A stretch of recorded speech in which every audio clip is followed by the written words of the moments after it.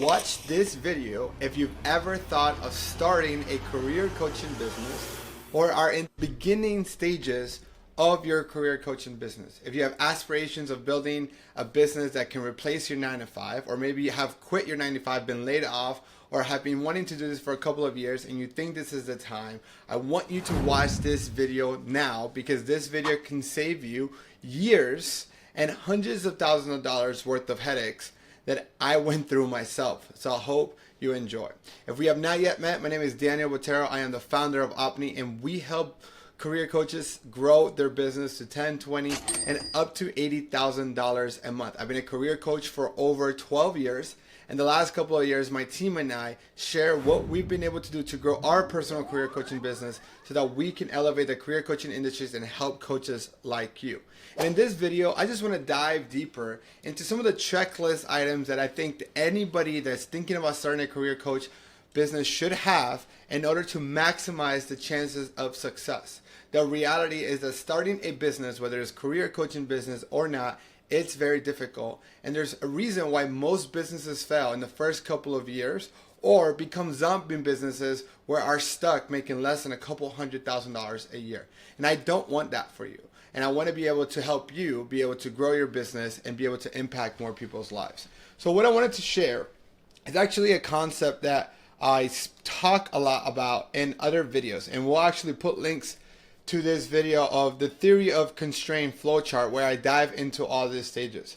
But I don't want to go over this in this video because I've already done a video on that. But one thing I want to go into deeper is, what does it take to actually build a really strong business? Like, what is the foundation that you need before you even start the business? And when do you know if it's actually the right time to do so? Or should I prepare to take this leap of faith in a couple of months or years? Or how far away am I to doing that? And I want to actually focus on the first stage of this theory of constraint part, where we talk about is your personal life optimized to start this business, right? Because if you're not personally prepared to go on this roller coaster of being an entrepreneur, the odds of you actually succeeding are slim to none. Even if you have all the experience in corporate America, it doesn't translate to entrepreneurship success. So I want to walk you through some of the biggest pitfalls that I see people make with when they're starting their business, that they don't even think through enough and just jump into the beginning of their business. And they get burned out, or don't hit the revenue goals that they need to be able to pay their bills and mortgage and take care of their family. And that leads to the majority of coaches that I speak to throughout the years going back to corporate America and quitting their business. And I don't want that for you or anybody whatsoever. I actually think that there needs to be more career coaches, because it actually is a very important profession to help people find careers they love and are fulfilling. The first question that you need to know is, do you have the knowledge and experience to be a career coach? If you have recently just graduated high school, you coming here and telling me that I'm ready to be a career coach doesn't make much sense, right? And obviously that's an exaggeration there, but the idea here is, do you have the background, the know-how to be able to help people land jobs? And to what capacity, right? You don't need to be a chief human resource officer to start a career coaching business, but at the same time, it would be very difficult for you to do this if you just graduated college a couple of years ago. So the key here is, do you have the knowledge to be able to help individuals? Have you been in recruiting for at least 3 to 4 or 5 years? Have you been in HR for 3 to 4 or 5 years? Have you been in a professional setting as a hiring manager where you've managed a team, have been in the room where the decisions have been made? Do you understand the recruitment process? Do you understand how to interview well, how to create a great resume? And you don't need to be an expert in all of it. I think 80% is just fine. You could be great at everything and really bad at resume writing and still build a great business, because you can always hire a resume writer. Or you could be great at resume writing and really suck at helping people prepare for interviews, but you can hire an interview prep individual and they can take over that part of the career coaching side. So that's not a total deal breaker, but you need to have a very good understanding of what it takes to get a job and maybe have done this before. So my best advice before starting to charge people, take 3 people for pro bono, for free, friends, family, and help them through their whole journey of understanding where to apply, help them fix their resume, go ahead and help them get the job, even including salary negotiation. Track every single step of the way, create 3 amazing case studies, and build testimonials. And once you've done it for free and you feel extremely comfortable, that might be just enough that you need in confidence and conviction to be able to check this box. If you have that, and maybe you already had it before you even watched this video, then let's keep going through the questionnaire, right? Do you have at least 6 months of cash reserves to cover a worst case scenario? Look, I have never met a business owner that everything has gone their way. In fact, odds are if it could go bad, it will go bad. That is part of just doing business. Business is very, very difficult. There's so many variables that are out of our control, and things are always changing.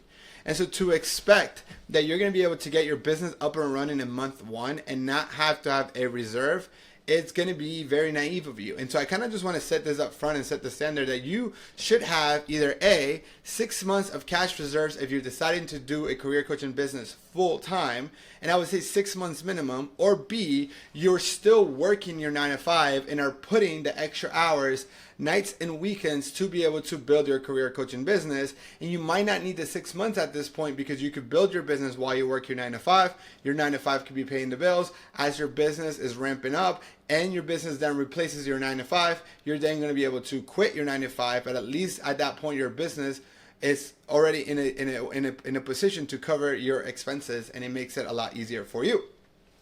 And if that is you and you say, Daniel, I got the money, or Daniel, I will be working part-time 20 hours a week, I negotiated this with my employer, or Daniel, I am going to be doing this on nights and weekends, then congratulations. In fact, actually, this is a really good point. I would say half of my clients are working some type of job before while they're working with me, before they actually leave their 9 to 5 and focus on their business full time. And usually within the first 6 months of us working together, they are now working full time on their business because their business has now replaced their income. In fact, some of our best clients have done that. And I think it's because they don't feel the pressure of having to get a client to pay the bills. Because whenever you're in a position of desperate and you're trying to sell somebody on a sales call, you're like, I need to sell this person. If not, I don't know how I'm going to pay my mortgage or my rent. The clients can see that desperation, and that's not a good look, which will affect your closing rate and will actually make it harder for you to close that client. And so I'll give you guys a story here that I think makes a lot of sense, and maybe this can help you understand an advice that I gave one of my clients. So I was having a conversation with our clients. We're having this is actually a sales call. This is before he became a client. And he was telling me that he used to work in tech, making $250,000 a year, and his bills are about $150,000 a year, and he cannot afford to not be able to take care of his family. He has kids, he has a wife. And he told me that about 6 months ago he was laid off, and he had been working as a contractor or a coach for somebody else, making $100 an hour, right? And he was telling me that his goal was to work 20 hours or 20 hours for his business, so his new career coaching business that we'll be working with him to build, and then 20 hours he'll be working with this other company where he gets paid $100 an hour as a contractor. And you know what I told him? I actually said, hey, I actually have a better idea for you. A lot of work needs to happen here, but a lot of it doesn't need to be from you. And so what I would actually recommend him to do, and I would recommend this to you, I actually said, why don't you work 30 hours a week for the other company, and then 10 hours a week for the career coaching company, right? And that way you can use the extra $1,000 that you are making a week and be able to then allocate that to hiring a full-time VA that can take off your plate and work on your business for an additional 40 hours. So instead of working, he said he was going to work 30 hours and 30 hours. And now I'm telling him to work, 20 hours and 20 hours. Now he's going to work 30 hours in one business and then 10 hours on his business. But now he has somebody working on his business 40 hours a week. So his career coaching business now has 50 hours worth of work versus the original 30. And now he's making the same amount of money, and at least in the beginning. And fast forward, this actually was the best move because a couple of months later, this particular coach is now doing $30,000 a month And he's able to now cut down on the hours as a contractor, and he was able to build this without having a lot of stress that he would have if he wasn't doing that. So again, a really key takeaway here, without going too much into detail, is that you want to feel secure and not having like a foot in your throat on how you're going to pay your bills. If you have that and you have that experience, then the next question that I have for you is, do you have a strong support system?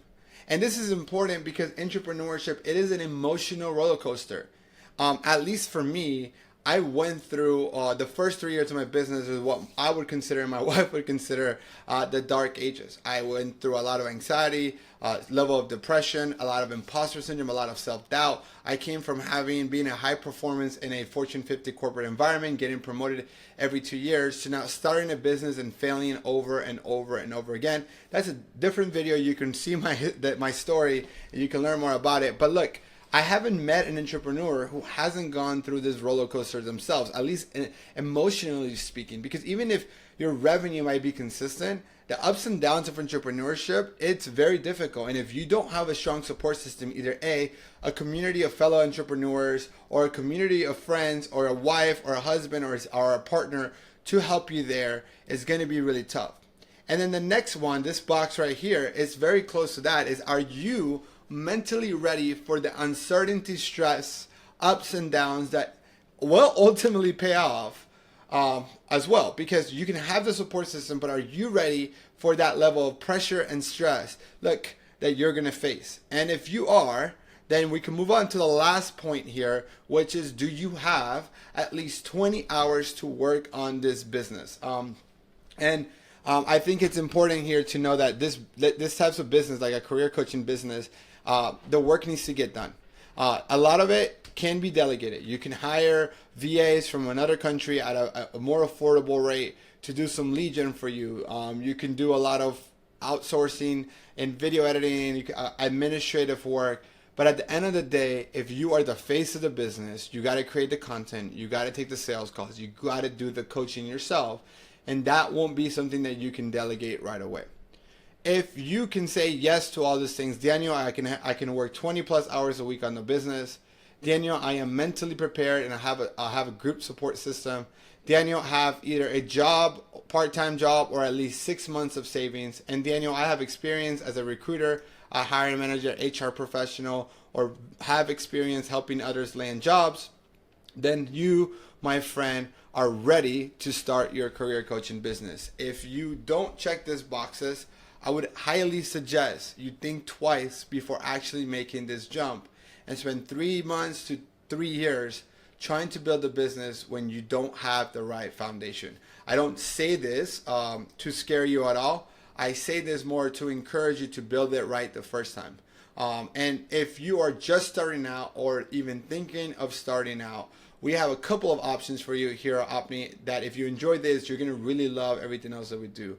The first option that I have for you, if you're just starting out, is we have a free community, and we'll put it up here, of over 500 career coaches or aspiring career coaches. So whether you're a seasoned professional and you've been doing this for multiple years, or you're just thinking of starting out, this free community, you'll be able to network with over 500 of the best best career coaches in the internet, learn about them, learn about their niche, as well as we have live events every other week, and we have tons of free resources in the library where you can get your business started and be able to get your first couple of clients and get to at least $10,000 a month from those videos. Many already have, and that should make a difference.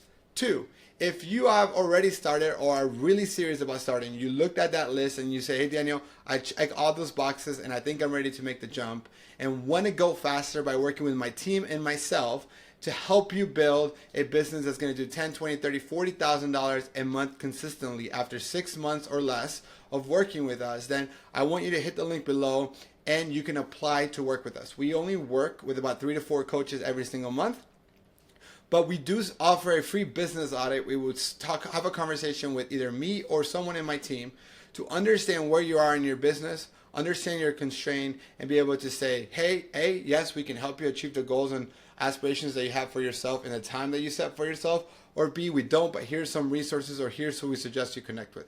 regardless of where you are in your business, I think you should definitely start a career coaching business. The timing, the question is more about the timing.